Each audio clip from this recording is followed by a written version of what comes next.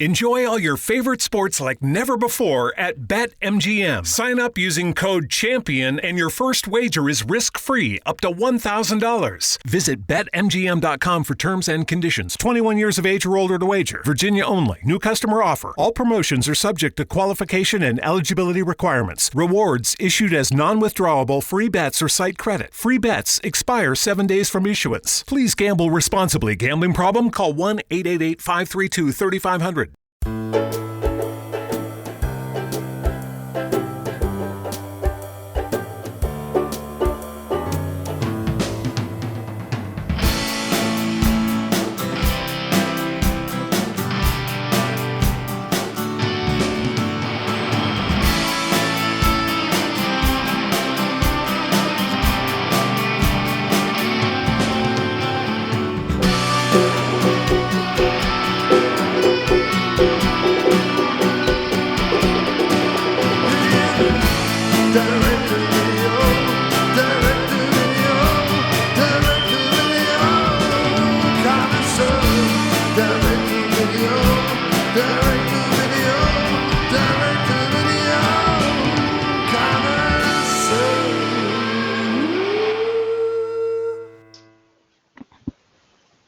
Hey everyone, welcome back to the Direct Video Connoisseur Podcast. Matt here again with you, back again after last week.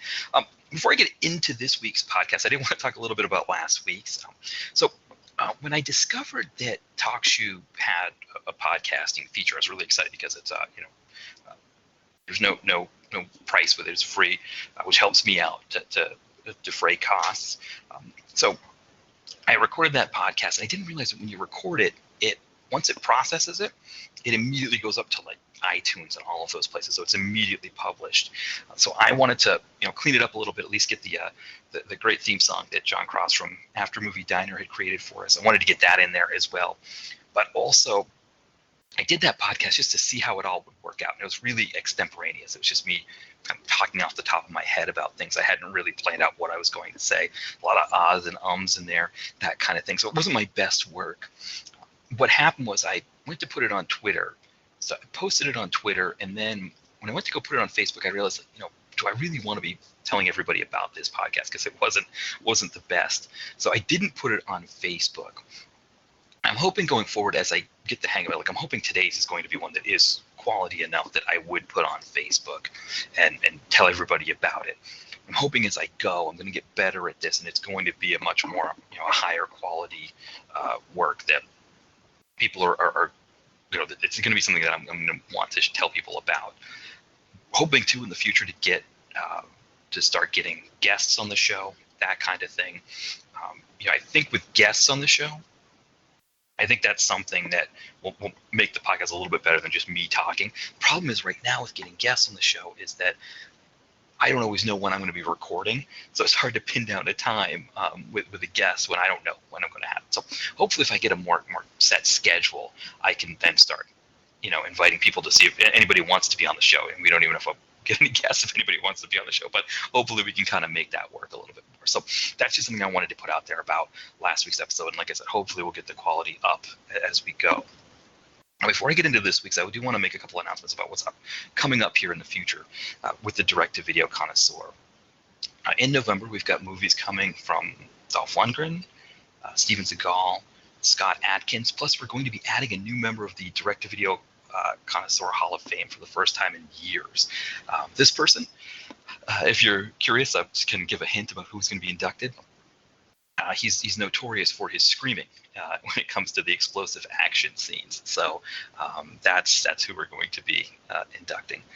Also about the Hall of Fame, I used to have the list of the Hall of Famers on the site, and it was all hyperlinks where you could go and see all the reviews of the movies that I've done for all of them. When I lost the domain and the company that was putting malware out there took over the domain, I just immediately took that whole thing down. So I need to get the Hall of Fame list back up, which I'm going to hopefully do soon. But I don't remember everybody who was in the Hall of Fame. So when I put that list up there, if anybody sees it and see somebody missing that they remembered being in the Hall of Fame, let me know, and I can always add them back in. But hopefully I'll get everybody up there when I get up soon. But it's exciting to finally add somebody, and hopefully if we're going to be doing this again next year at this time, I'll add a new member or two to the Hall of Fame as well. We'll kind of keep that going again. All right, so without any further ado, kind of get into the meat of the podcast here. And last week I was looking at 2 movies that I'd reviewed recently, and I decided to go a little bit different here and maybe talk about the movie that I did this week for the blog, Chopping Mom. But before I do that, I wanted to comment on a point of controversy or discussion that's been happening in the movie industry recently, and maybe do that with each podcast as well. So talk about something that's generating buzz around the industry, and then also talk about the movie that I reviewed recently. So that topic this week is that comment that Martin Scorsese made a couple weeks ago about Marvel movies, right? Saying Marvel movies, those aren't cinema, which I thought was of course it was an interesting comment. Twitter was a buzz. Everybody was either outraged or okay with it. And I can understand the outrage, especially if you were somebody making those movies. I know if I were a novelist and I made a whole series of really popular novels, and then one of my heroes like Salman Rushdie said, that's not literature. I want to say I'd be upset. Actually, I don't think I would be upset. I'd be like, oh my God, Salman Rushdie's talking about my books. I don't care if he says they're crap. I think that's great. So maybe I'm a little different than that. But point is, I get where people were upset. I also think that maybe it's good to kind of look at where Martin Scorsese was coming with that too, because I don't think he was trying to be the arbiter of what's cinema and what isn't. I think there's some deeper issues involved there. Before I get too into this, I do want to kind of go over my Marvel credentials as it is, because I think it might be easy for you to think I'm writing off Marvel movies. So I used to be a huge fan of Marvel back in the early 90s. Big fan of all the major ones. X-Men, Spider-Man, Daredevil, Ghost Rider. I used to collect Silver Surfer. I think he might have been my favorite. A lot of those. I was big fans of all of those. And I think if you had told me back then, in 7th grade, that all these Marvel movies were going to blow up and they were going to do movies about like the Infinity War and stuff like that, I would be so excited. Of course, now I'm a little bit older and I still love Marvel. I play Marvel Puzzle Quest, so I do still enjoy Marvel things. But I kind of also think that the movies are, for me, they're a little bit too big. I don't have 2.5 hours or 3 hours. That's too much for me to spend on a Marvel movie. I think the last one I saw was Ragnarok, because that one, the Thor Ragnarok, seemed like it would be more my speed. And even that one didn't quite do it for me, because it just felt like the way that the plot went. It went your classic, hero saves the day, hero runs into peril, hero, escapes peril, hero is dire situation where he may not make it out of this. Oh, he suddenly survives. That kind of thing. And you can kind of see the progression of how it's going to work. And just for me, it was. I thought it was going to be more offbeat than it was. I thought it was going to be more something different than it was. So I get. For me, they don't always work for me, but I also get why people like them. I get why people enjoy them. I think Martin Scorsese is coming from a different place about these. I don't necessarily think, yes, he did make some comments like, there's no character development, things like that. And when you think of Martin Scorsese's character arcs in his movies, when you think of Taxi Driver and how, Travis Bickle is developed, when you think of movies like Alice Doesn't Live Here Anymore, Raging Bull, Goodfellas, especially Raging Bull and Goodfellas, where you're talking about real people. These are based on true stories, and he's still building an arc in a way that just is intense and it's compelling. Yes, I can see how Martin Scorsese would look at a Marvel movie and be like, the way that they're developing Thor is doesn't compare to the way I developed Jake LaMotta, or the way that I developed Jesus in Last Temptation of Christ, right? Yeah, I can kind of see that part of it, but I think there's more. Where Martin Scorsese, I think, is ruining sort of where the movie industry has gone completely. One thing I remember is in the early 2000s, Martin Scorsese was featured in an Entertainment Weekly article when they were out in Italy on the set of Gangs of New York. And Tom Cruise had visited the set. I think maybe he was doing like a Mission Impossible or something at that time, but visited the set. He knew Martin Scorsese from when they did Color of Money back in the 80s. And he's out there visiting him, and I guess he's asking him how the shoot was going. And, the Weinstein brothers were producing Gangs of New York. And Martin Scorsese says, look at this building here. I want this to be a three-dimensional building. I want it to have walls on the sides and the back. And the Weinsteins will only let me have the front of the building. They just will only let me they're only paying for the front. So Tom Cruise goes to the Weinsteins and says, come on, guys, let Marty have his building. And of course, they go and build it for him. So we're talking about Martin Scorsese here, who has made some of the greatest movies in the last 50 years. I think that's an objective fact. I don't think it's something that's just me saying it from my personal feelings. I think you can say that. And he's got to get Tom Cruise to lobby the Weinstein brothers to get a building made. Now, can you imagine anybody who's making Avengers, somebody who's making Avengers Endgame or whatever, going to Disney and saying like, hey, I need this building, and then being like, no, you can't have the building. No, they're going to be like, here, you can have 4 buildings, as long as you keep it under $500 million, we're going to make it back. This building that you want to build, the product tie-in with Burger King will probably cover that, so don't worry about it, we're fine. That's a different world, right? And I can understand how that would be frustrating for Martin Scorsese to have to deal with that. I mean, his newest movie right now, The Irishman, it's going to have a short run in the theaters, but mostly it's going right to Netflix because there isn't a market anymore for Martin Scorsese. Better or worse, that's the reality. The movie industry right now is the big blockbuster, and it's the horror movie. I mean, even the comedy is starting to fall out, right? The comedy romps, those kind of movies that we used to love, that even up until like 10 or 15 years ago that were big, they're starting to go away as well, and it's really whittling itself down to these small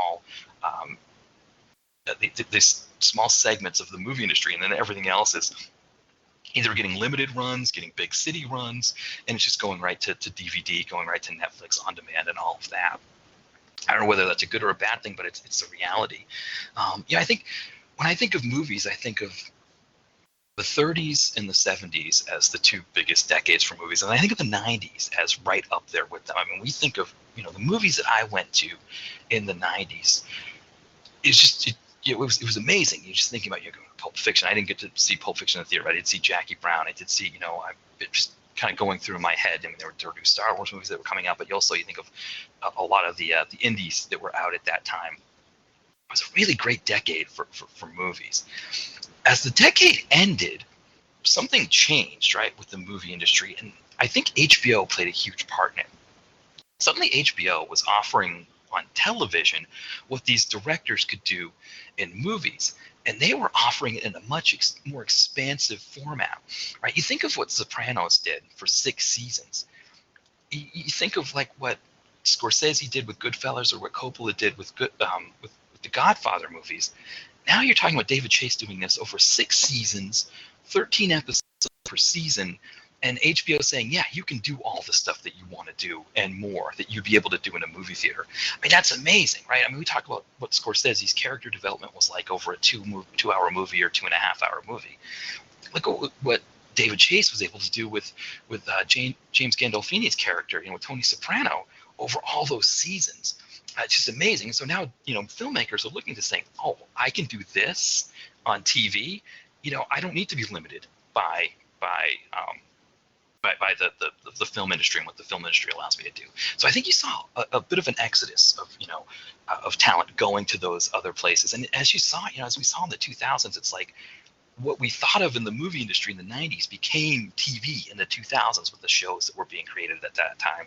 And I think movies shifted into this, they shifted into what TV was, right? We think of TV at that time, it was always safe programming. Very few things, you think of every once in a while something like All in the Family would come along and really challenge the status quo. But for the most part, they were these sort of big top productions that just fit everybody underneath the same tent, and you wanted as many people to like it as possible. And movies were the ones that would you could captivate a niche audience, or you could do something for just a few different people. And the paradigm shifted in the 2000s, right? And now TV became that one that was really out there doing the new things, and movies were playing it safe more and more. I think that's one thing. Also, I think when the movie theaters became so expensive, became an outing to go see a movie, whereas when I was growing up, you could get a cheap matinee, maybe not, maybe smuggle in your own candy, right? Maybe not spend a lot on popcorn and stuff, but you could kill time at the movie theater. People don't kill time at the movie theater as much anymore. So now it's like the only things they're going to see are that big Friday night movie that they want to see. They're not filtering down to the other ones that you'd kill time with, that you just like, okay, let's just check this out. Also, I think even probably the reviewings, people only review the big ones. But I remember when I was growing up, it was like, okay, I'm ready to hang out, but my friends, getting out of work in a few hours. So, okay, a couple of us are just going to go see a movie and kill time for those few hours. You don't do that anymore. You go get coffee somewhere or something like that because you're talking about spending $50 or something like that to kill time. I think that's not a kill time kind of thing, and especially for kids, I think even more so, right, with a limited budget. So I think that's hurt. I don't know if you'd say it's hurt the industry, but it's shifted the focus so that Hollywood's saying, like, okay, if fewer people are going to the movie and they're only going at certain, for certain big things, we need to make everyone that we put out there count. So they're putting all of their resources into the Marvel movies, into those big budget things, and into the horror movies that they know are going to make their money back. Unfortunately, Scorsese isn't that anymore, right? I don't know if he ever was that necessarily. It was just that when we were growing up, you might go see a Scorsese movie after you've seen like Back to the Future or something like that. You might, go down the list. Cape Fear might not be the movie that I just got to go out and see Cape Fear, but maybe Cape Fear after you've seen a couple of the other ones that were big that you planned on seeing, and maybe you take in a matinee of Cape Fear, or just like, oh, let's say tonight, hey, let's go check out a movie before. Now the movie is the thing that you do. And I think with the movie being the thing that you do, it's always got to be the blockbuster. That's just my feeling on it. Of course, I live in Philadelphia. I live in a big city now, so you do have more film indie things because there is a little bit more of a market for it. When you get outside the big city, you're getting into the suburbs. That's really what's showing. They're just, you're talking about a suburb of 20,000. It's hard to get the ones that are going to, that aren't going to fill the theater as much. It's hard to sell putting that in there because there aren't as many people going to the theater as it is. So you've really got to get the big bankable one in there to get people in the theater. We grew up, in the 40s and 50s where TV was just becoming a new thing and the movie theater was it. And everybody went to the movie theater and they went all the time. And he was just captivated by movies. And, we grew up in a time where it was a little bit of both, where you were captivated by movies in the theater, but then you could also start taking in things on VHS. And now we've seen it change where now it's that so much is available on streaming and everything, and the movie theater has become so overpriced that it's just happening a lot, that a lot of people are going. I don't know if you change that. I don't know how you fix that. I mean, I recently saw Lawrence of Arabia in the movie theater. It was a really great experience. It was really cool. There was maybe like 20 people in the theater with us. It was most empty. I don't know how you sell that to every movie theater to say, okay, you're going to have a theater with 20 people in it, but it's Lawrence of Arabia. I think that's part of the problem, but I think that's where Scorsese's coming from. And Scorsese is saying, I want this old movie theater back where there's room for more of us here. And treated that there isn't as much room, and it came out there. It came out in that. That's just my take on it. I could be kind of off track on all these things. I mean, there's my theories on how all this works, but it also kind of how I've lived it, right? You think of, growing up in the 80s and 90s and seeing how the movie industry has changed in my lifetime. It is, yes, I'd also say too that as I've gotten older, I just don't have the energy to go out as much as I used to for the thing. So growing up, my parents also didn't go to the movie theater very often once they reached a certain age, so that might be part of it. But I do know a lot of people my age that would go into to do make efforts to see movies, especially if there's a low budget option. So like, a local theater has a cheap Tuesday night. Oh, let's go check out this movie on the cheap Tuesday night. And I think that, if movie theaters had more of that, I think you'd see more of these other pictures that aren't the big blockbuster. You'd see more people to take a chance on that Scorsese film. I don't go to the movie theaters ever, but if there was a movie theater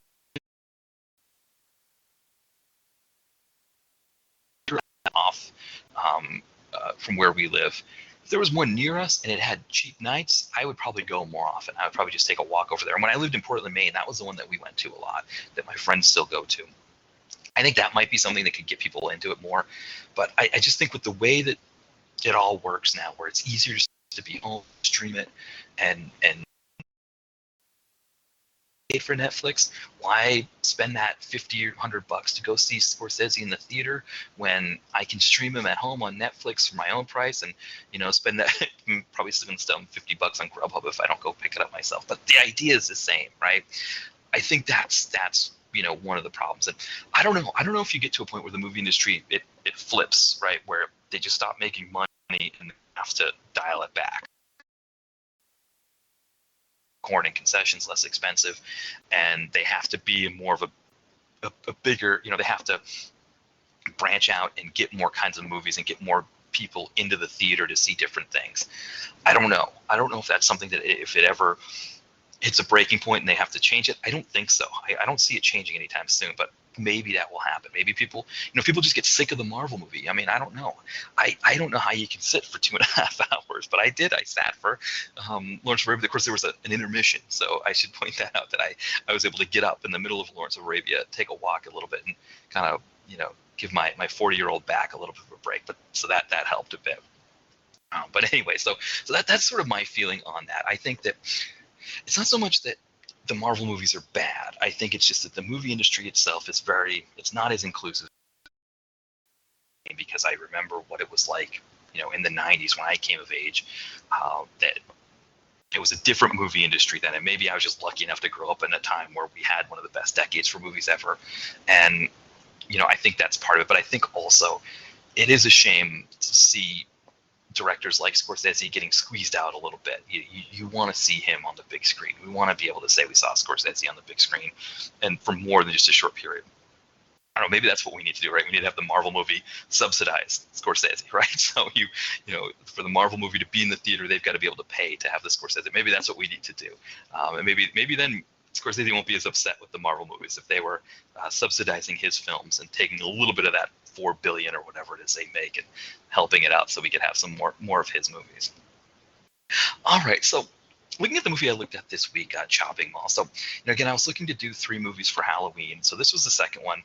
I had in my head that I wanted to do an 80s horror film when I was looking at these, and trying to think of what 80s horror film to do that I hadn't already looked at before and covered on here. So I was thinking of different great, low-budget horror directors, and I put Jim Wynorski's name in the search bar, and Chopping Mall came up, and I thought, oh, this is a great one on Amazon Prime, so I could watch it.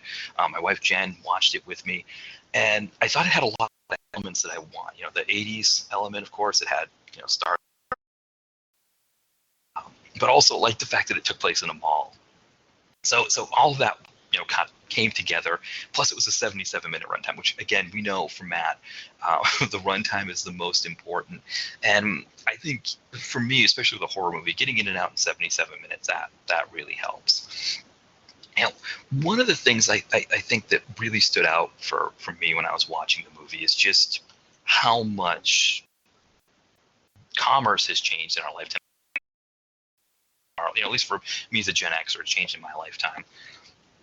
When I was growing up, the mall was it. The mall was the place that you went to buy everything, or not buy everything, but you went to the mall to buy the cool things, I guess, right? Kmart was where you bought the cheap things, or Bradley is where you bought the cheap things, but the mall was where the good stuff was. And everybody wanted to be at the mall. You wanted to hang out at the mall. You'd go see a movie maybe, then you'd go to the mall after and hang out with people. And as I was watching the movie and I'm seeing all the different shops that I remember, like a Radio Shack, Florsheim, those kinds of places, and I'm thinking about what it was like for me going to the mall.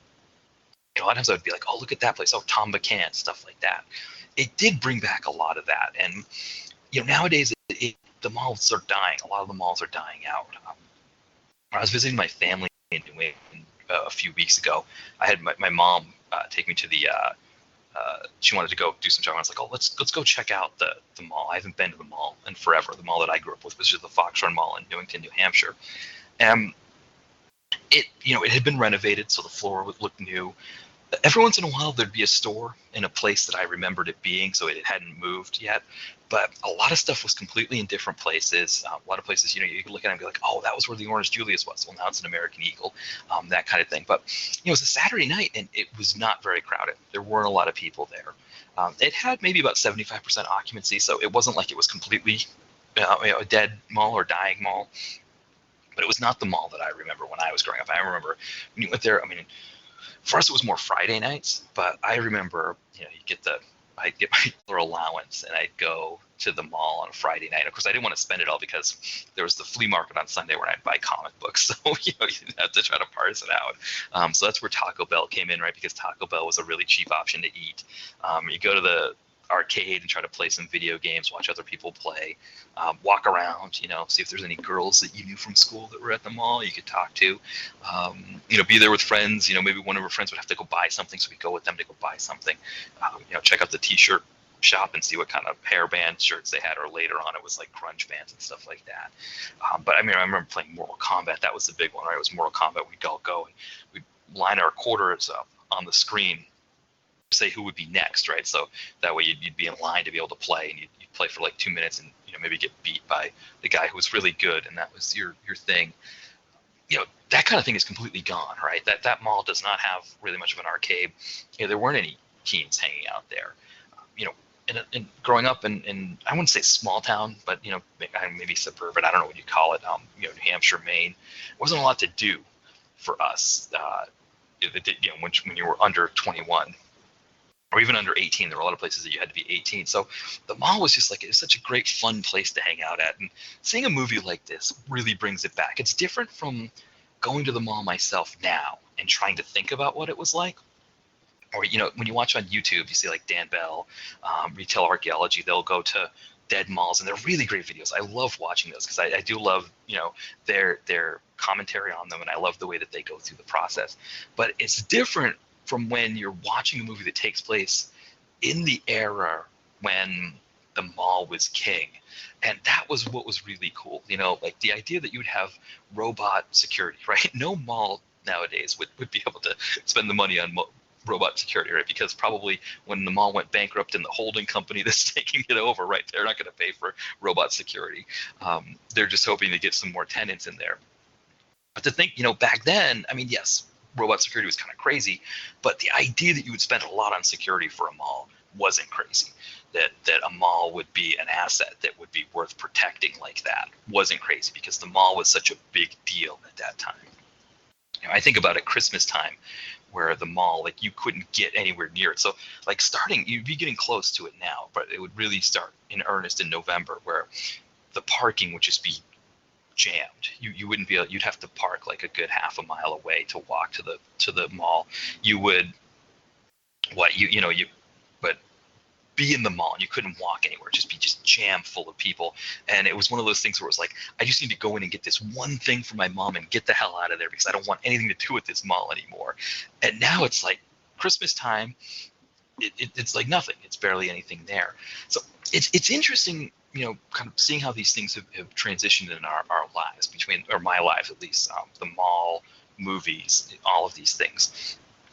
I think with the shopping mall, people blame the internet a lot, and the internet might be part of it, but I also think about places like Target, and I brought this up on the blog, that Target, I think, also obviates the mall to some extent, because unlike Kmart or Bradley's or places like that growing up, which weren't cool, right? Kmart was never cool when we were growing up. Target is cool. For kids, Target is cool. So why go to the mall when you get everything you need at Target? I remember in Springfield, Pennsylvania, near where we used to live, in 2015, I went to that Target to get some stuff for us. And then I thought, I'm going to take a stroll through the mall, because I like malls. I've always been a fan of malls. And nobody was doing what I was doing. Nobody was going through the Target entrance as the anchor and going through there. Target as an anchor is a bad anchor, because there's no need to leave Target. You just want to do everything at Target and go. And that was kind of how it looked in there. Nobody was going through Target. And there were people wandering around, but not much. And one thing that surprised me was I went to the Disney store to see if there's something there for my niece. And I had my Target bag full of stuff, and a woman was kind of following me around the store. And I'm like, you're worried about me stealing stuff. You should be happy that I'm in here, just buying anything in here. But yeah, so that was kind of it. But I think that was one of the fun things about this movie, was just to reminisce like that. 80s movies, they have a way of allowing you to reminisce. You can see the clothing, the styles, the talking, the way that they talk about things. You get to see actors that you're familiar with looking younger in those movies, all that kind of fun stuff. But this one had that added element of being in the mall, which I thought was really cool.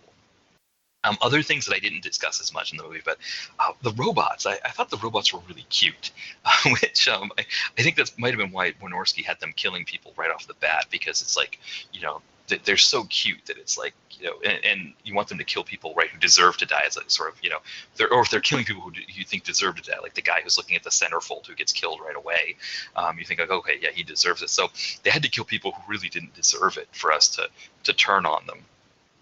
In previous blogs, I always talk about the Destro effect, which was when you like the bad guy more than the good guys. And I think this movie really could have gone down that track. I mean, yes, these robots were cute. I don't know if I'd call them cool. You think of like the Destro effect, you think of the bad guy that's so cool that you don't want to see him lose to the good guy. I don't know if anybody else had that feeling when you watched G.I. Joe growing up, where you just thought Destro was the coolest thing ever. Destro and the Cobra Commander. But I just thought Destro was so cool, and I always rooted for him to beat G.I. Joe. And so that's why I came up with that term, the Destro effect, to describe whenever the baddie is cooler than the good guy, and you root for the baddie instead. This one maybe could have done that. I think Wynorski did a good job of splitting, by making, as cute as these robots were, he made them malicious enough that I was rooting for the kids more than him, and I wanted to see the kids survive and get out of it. But it was really cool. Also, that mall was the one that was used in Commando. I guess the way it worked was that Commando had a bigger budget, so they could shoot during the day.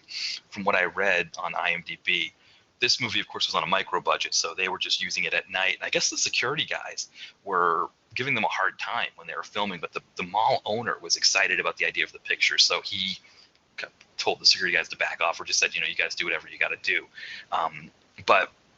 So they filmed overnight, but I think Commando filmed its scenes during the day, and I don't know how long Commando would have had to film there, but I do like the idea. I mean, the way I kind of posed it in the blog was the idea that after Commando, they needed to get the robot security in because of how much damage Arnie did to it. But the mall is such a great place for an action movie. I like the idea of it of a horror movie there, but I think of like the great action movies that have taken place there, right? You've got Commando. Invasion USA has one of the best mall action scenes ever with Chuck Norris, at least in my mind. So it was kind of cool to do a horror movie in a mall again. To do something a little bit different than doing an action movie in a mall. But this did have some action elements, because the main characters go to a sporting goods store to get guns and shoot. So another thing I liked about this movie is the idea that you would be able to buy guns in the mall. You were able to buy gasoline in the mall. I guess maybe growing up you could buy guns in the mall, actually, now that you mentioned. I think Monkey Ward's, you could buy guns at Monkey Ward's. Now that you mention it, I guess you could have bought guns in the mall, at the mall. Would have been, Monkey Ward's was in the Newington Mall. We had two malls where I lived, one right near the other. The old mall, the Newington Mall, had a Monkey Ward's. So maybe that's where you'd be able to buy your guns. But, a lot of kind of stuff like that. Probably my favorite nostalgia moment for me, or my favorite moment of like I'd forgotten about how things were in the past. One of the characters, the couple in the movie, they have sex, and then the female character, she wants cigarettes. So she sends the boyfriend out to buy cigarettes, and he's like, what do you want me to just break into the whatever convenience store or whatever and get you some cigarettes? And I'm thinking to myself, yeah, how is he going to buy cigarettes after the mall's closed, right? There's no place that's going to be open for him to buy cigarettes. Is he just going to break into one of the stores like that? Of course, I forgot there were vending machines for cigarettes back then, right? So he was just going to the vending machine to buy cigarettes there, which was, growing up, that was like a big deal. You had vending machines. Like, how many restaurants did you go to? And you'd see cigarette vending machines. Now, I don't know if they still have those. They must still have them in some places, like maybe like strip clubs or something like that. But, that was the 80s and into the 90s, where you could buy cigarettes in a vending machine. And now we don't have any of that stuff anymore. All right, so in terms of the movie itself, I think it's a really great one. On the the Facebook page, it was really great. Simon Miller had mentioned that there's a Vestron Video Blu-ray version of it. So the version that I watched was on Amazon. But the Vestron Video version, that could be really interesting. I don't know what kind of features, but it looks like they're releasing a lot of stuff. They also released a version of Blood Diner, which looks like it could be cool. They're doing the Wishmasters and the Warlocks. So interesting to see what they're going to do with those. But I watched it on Amazon Prime. So if you've got Prime, I think that's a good way to stream it. Also, there was the other mention was that it was on a DVD that came with like a whole bunch of, I guess what do we say, like one of those 5-pack DVD kinds of things, right, where you get 5 movies for the price of one. And so that was another way you could get a copy of this if you were looking for it. I'm trying to see who. Let's see here, and that was Chris McGaney who posted that on the Facebook page. He has it on DVD, and he mentioned that he had one that was like, I think it was like 5 in 1. So that might be a low cost way to get it. But yeah, if you're a movie collector, I think that the Blu-ray might be the way to go. All right, so I guess it's time to wrap this up. Just before I wrap up, I wanted to give a couple of shout-outs to people that have helped us out with the blog over time. Earlier in the blog post, I mentioned John Cross at the After Movie Diner. He created our theme song to this, which we're still using. So big thank you to him for that. If you haven't checked out the After Movie Diner, it's definitely worth checking out. My experience is the best way to find him is on Instagram. I use Instagram a lot, so that's where I find him. He's always posting about what he's up to, what they're going to be doing. But he's really on all the social media platforms. But yeah, really great podcast. He did some really great interviews. He really is able to. He's been getting some really great people on there. I know that Peter Weller recently, Scott Adkins was on his show. So really, really great people on his show. Definitely worth checking out. Also, my old friend Heather Currier, so I think she's still living in Maine, but old friend of mine, she created the direct-to-video connoisseur logo that you see, the one with the VHS tape where it says direct-to-video connoisseur. She created that for us back in 2007, and we're still using it, still working for us. And I just great thank you, big thank you to her for that all these years later.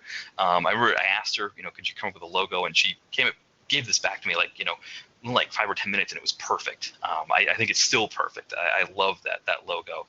So thank you again to her. So 2 really big and valuable additions to our podcast that have just really helped us out over time. And again, I want to thank everybody too who's everybody who's commented on the Facebook page, retweeted the tweets, commented on the blog, all of that, and been supporting us all this time. It really was not something I intended for us to go all this time without, all this time on hiatus. I never planned on that, and I'm sorry it happened.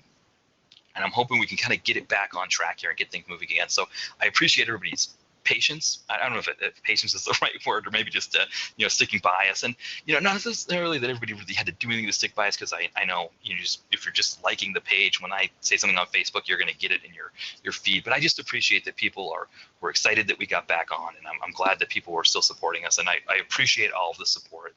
And by all means, feel free to get on Facebook as well, and make suggestions, or let us know if there's anything that you want us to look at, or something that we're not looking at that you think would be really great.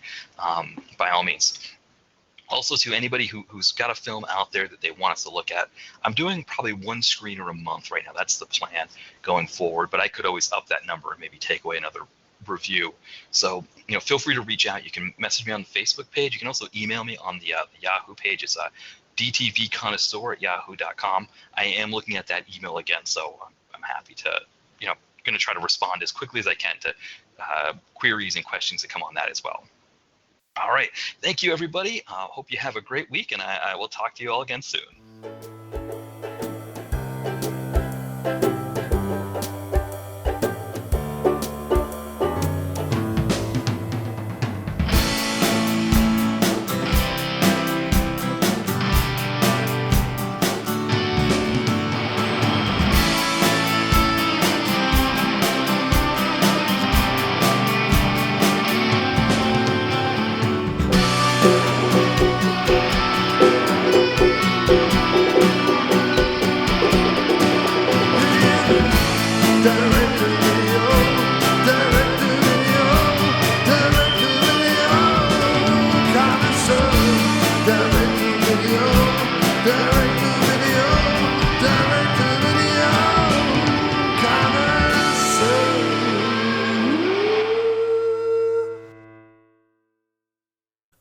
redeemed a $50,000 cash prize playing Chumba Casino this year. I was only playing for fun, so winning this was a dream come true. Chumba Casino is America's #1 social casino experience. It's serious fun. With over 80 casino-style games to choose from, you too could win life-changing amounts of cash. Be like Mary. Log on to ChumbaCasino.com and give them a whirl. That's ChumbaCasino.com. No purchase necessary. Void or prohibited by law. 18+. Terms and conditions apply. See website for details. The voice in the preceding commercial was not the actual voice of a winner.